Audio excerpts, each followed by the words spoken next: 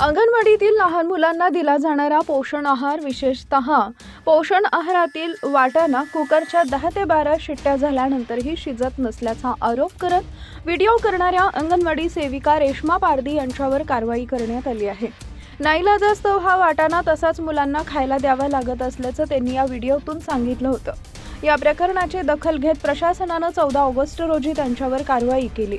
आदेशात सोशल मीडियाच्या वापराबाबत असलेल्या मार्गदर्शक सूचनांचा भंग केल्याचं कारण देण्यात आलं असून अंगणवाडी केंद्रातील आहारासंदर्भात सोशल मीडियाच्या माध्यमातून तक्रारीचा व्हिडिओ प्रसिद्ध केल्याचा ठपका ठेवण्यात आला आहे.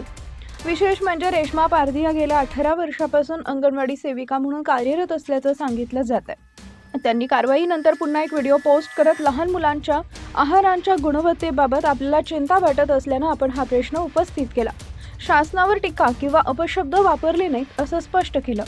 अंगणवाडीतील मुलांना काही झाल्यास त्याची जबाबदारी सेविकेवर येते, त्यामुळे मुलांच्या आहाराबाबत प्रश्न विचारणं चुकीचं कसं, असा सवालही त्यांनी उपस्थित केला.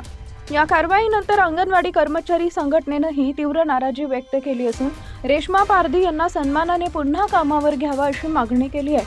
संघटनेच्या अध्यक्ष शुभा शमीम यांनी ही वाटाणा शिजत नसल्याच्या तक्रारी केवळ एका सेविकेनं केलेल्या नसून काही बचत गटातील महिला आणि इतर अंगणवाडी सेविकांकडूनही अशाच तक्रारी समोर आल्याचं म्हटलंय.